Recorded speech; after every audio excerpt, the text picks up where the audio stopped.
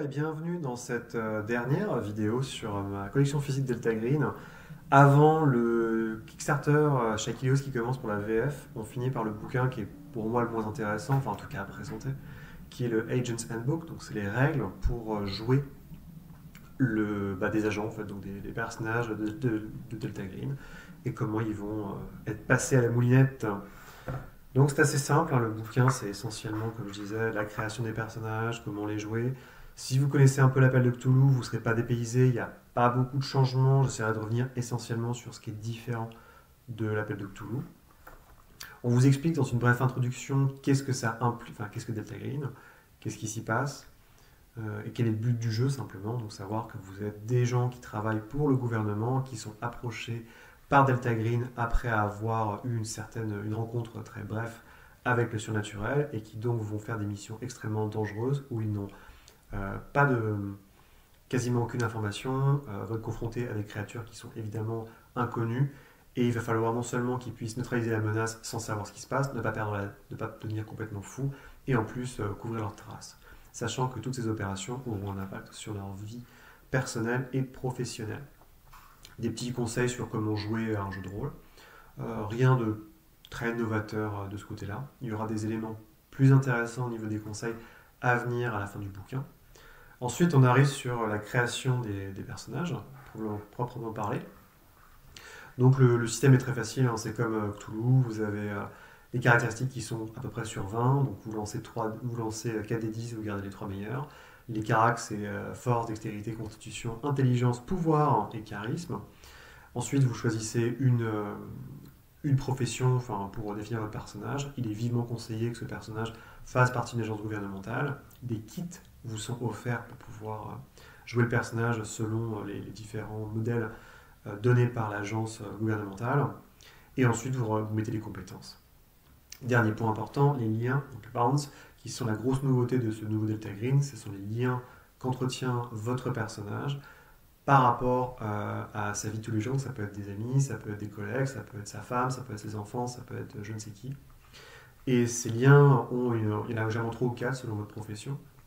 Et ces liens, en fait, vous permettent sont à hauteur de votre charisme, de votre valeur en charisme, et ces liens vous permettent de juguler certains aspects de la perte de santé mentale.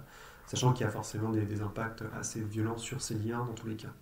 Donc création, vous voyez, il n'y a pas énormément de compétences, en fait, il y en a une petite cinquantaine, même pas d'ailleurs, et les liens occupent une place assez importante dans la feuille, mais tout le reste, vous connaissez déjà, c'est les caractéristiques dérivées.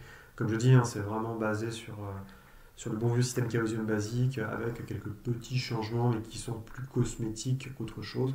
Donc vous pourrez aisément, mis à part les bounds, je pense, utiliser, si ça vous dit, le système de Cthulhu classique, il n'y a pas trop de problèmes, je passe, donc ça vous connaissez un petit peu, les différentes capacités. Si vous êtes une personne normale à 9, les gens qui sont au-dessus sont bien, quand vous commencez à 13-14, vous êtes au-dessus de la moyenne, enfin vous êtes plus qu'au-dessus de la moyenne, et en dessous de 8, ça commence à poser des problèmes. Alors ensuite, les professions.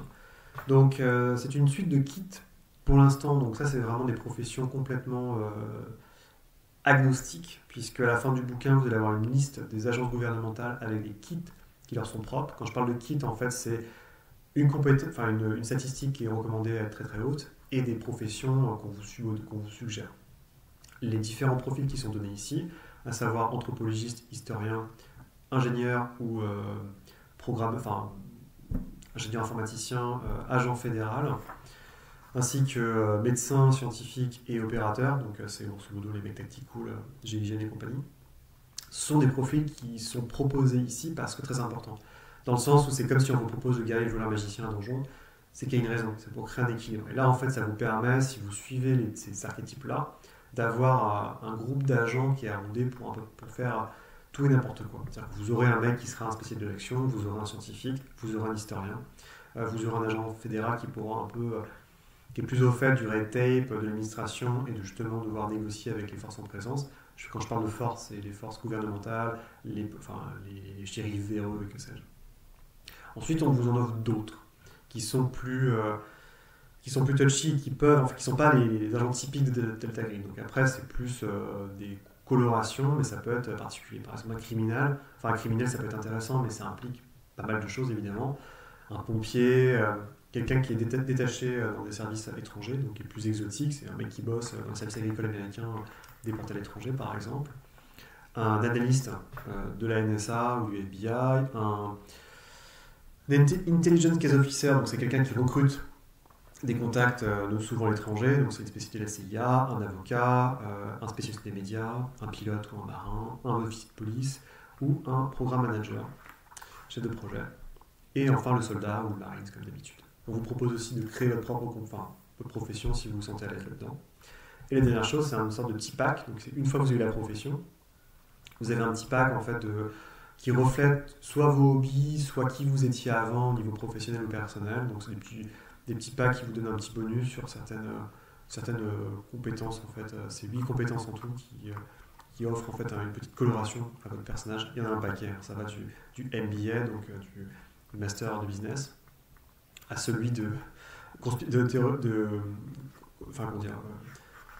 je vais y arriver, théorise des conspirations, mais ça peut être aussi photographe, ça peut être acteur au théâtre, que sais-je, il y a pas mal de petits trucs, c'est assez cool. Bon, description des compétences, vous connaissez bien, hein, c'est des pourcentages, donc c'est sur 100, plus c'est haut, mieux c'est. Il y a des compétences qui ont des pourcentages de base, d'autres qui commencent à 0. Il y a des compétences spéciales que vous ne pouvez avoir que dans le cadre d'une profession ou par un traitement spécifique, ça peut être utiliser une arme lourde ou simplement utiliser une combinaison spatiale, qui je ne pense pas sera très utile. Le descriptif des 50 compétences, donc voilà, vous connaissez la plupart, hein, c'est pas non plus beaucoup de nouveautés. Ensuite les bounds, donc ça c'est plus important comme je disais. Les bounds, vous en avez 3-4, ils commencent au niveau de votre charisme et durant la partie, ils peuvent être affectés, vous pouvez en fait taper dedans pour essayer de soit neutraliser une perte en santé mentale, enfin en tout cas la baisser, soit contenir une folie passagère. C'est-à-dire que vous avez, ou alors si vous avez une folie permanente, c'est-à-dire que si par exemple vous êtes agoraphobe et que vous devez aller dans une foule, vous pouvez taper dans votre bounce en dépensant du willpower, donc les points de pouvoir, pour essayer de contenir cet accès de folie. Mais le problème, c'est que l'accès de folie va repartir et affecter quand vous serez avec la personne de votre bound. Donc c'est le gros difficulté du jeu, c'est que théoriquement, plus vous passez de temps dans Delta Green, plus vous avez votre relation d'humanité, donc à vous lire, va être affectée et vous pouvez très bien finir tout seul avec les bouteilles de whisky et le pistolet avec un chargeur avec la balle dans le barillet pour vous faire sauter la cervelle. Ça c'est très, très Delta Green. Il y avait un podcast qui s'appelait 9mm Retirement, un pote de Delta Green qui voulait dire la retraite au 9 mm. Je trouve assez cru mais assez exceptionnel comme description du jeu. Et il y a un lien spécial en fait, c'est quand vous ratez quand après avoir vécu une aventure avec d'autres agents de Delta Green, vous êtes au calme, vous faites un jet de santé mentale. Si vous ratez le jet de santé mentale, je dis bien si vous le ratez, à ce moment-là, vous développez un nouveau lien spécial avec les agents de Delta Green. Et ce lien vient bouffer en fait, et parasiter un autre bound que vous avez déjà, puisqu'en fait les gens avec qui vous êtes Delta Green, c'est un peu comme les vétérans du Vietnam, ils ont une relation qui est perverse, c'est les seuls qui comprennent en fait le surnaturel. Donc ça vient bouffer et parasiter le reste de vos relations. Donc un exemple de personnage créé, et on arrive enfin sur comment on joue simplement le jeu, donc c'est les règles, il n'y a rien de très compliqué, donc vous avez des jets, c'est sur 100, vous les réussissez, vous pouvez échouer, vous pouvez faire des fumbles, il y a un jeu de chance, c'est juste un dessin, et si vous faites, vous avez une chance sur deux de réussir, et j'ai proposé des poursuites, l'utilisation des points de willpower, donc les points de pouvoir, qui vous permettent de vous en récupérer un des 6 après chaque nuit, ils vous permettent de survivre à la fatigue, de passer une nuit sans dormir, notamment. Donc c'est plutôt pas mal, et vous devez les utiliser aussi quand vous allez invoquer les liens pour vous protéger des pires effets de la santé mentale. Ensuite, le combat, je passe, c'est très très violent, c'est comme dans Toulouse. L'esquive est une action active, donc justement vous pouvez faire qu'une seule esquive par an. Ce qui est important, vous pouvez viser, il y a cette surprise, c'est pas très intéressant, je passe un peu là-dessus. La seule grosse différence avec les rebelles de Toulouse, c'est que les grosses armes, donc ce qu'ils appellent les heavy weapons, ou les armes en rafale en fait, ont un taux de létalité. Au lieu de faire, 12 D6, votre grenade, elle va faire en fait juste elle a juste une létalité sur l'arme. L'arme ne fait pas de dégâts, l'arme a juste une létalité et un kill radius. La létalité, c'est simple, vous lancez un dé, si vous êtes en dessous du pourcentage de létalité, vous êtes mort. Et le kill radius, c'est sur toute la distance, si c'est souvent un explosif ou si c'est une rafale, qui peut toucher un peu tout le monde. C'est évidemment extrêmement violent et il est déconseillé d'en arriver là. Et je subodore qu'à moins que... Bon, il y a quelques scénarios, notamment les scénarios qui se passent où vous jouez des militaires, soit durant la campagne d'Irak, soit dans la campagne, enfin le gros scénario, les iconoclastes. Je doute que vous soyez amené à jouer avec de tels jouets, mais bon, de toute façon, donc faites attention. La létalité, c'est très violent, il faut faire très gaffe. Sachant qu'en plus, si vous survivez à une attaque létale, vous perdez quand même la santé mentale, en violence. J'y reviendrai là, les différentes sources de perte de santé mentale, c'est assez important, les protections, puisque vous pouvez quand même vous protéger. Le seul truc un peu particulier, c'est Transcendent, donc il y a les créatures qui peuvent changer de phase, donc qui sont immunisées à toutes sortes de dégâts, à part l'hypergéométrie. L'hypergéométrie étant, je le rappelle, la magie. Et voilà, différentes autres sources, comme la suffocation, bon, voilà, c'est pas hyper important. La santé mentale, ça marche plus ou moins comme à Cthulhu, vous avez un score de santé mentale qui est égal à 5 fois votre pouvoir. À chaque fois que vous perdez plus de 5 points de santé mentale, vous pouvez avoir une sorte de crise et de panique. Si votre santé mentale descend en dessous de votre breaking point, qui est égal à votre santé mentale moins votre pouvoir, à ce moment-là, vous bouffez une folie temporaire, qui peut être une schizophrénie, ça peut être une phobie en fait quelconque, ou un truc assez terrible qui va vous faire chier pendant toute la campagne.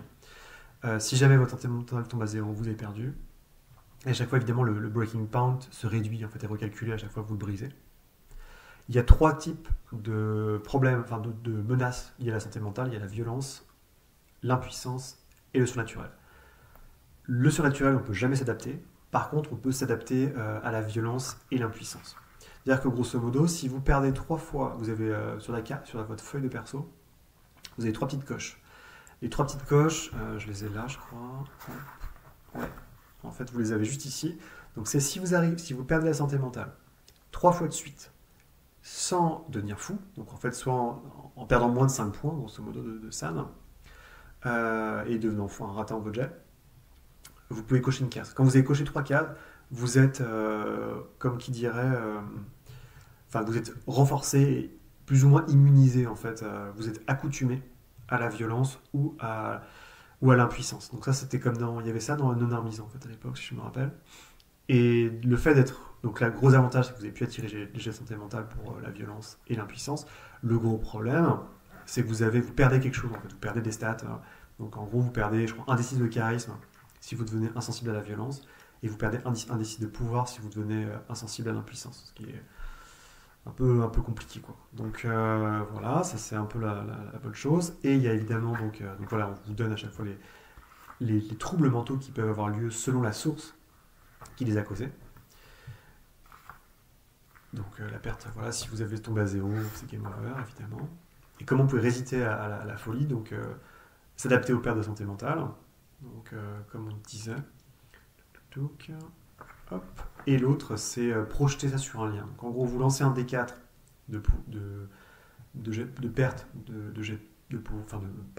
points de willpower, de points de pouvoir.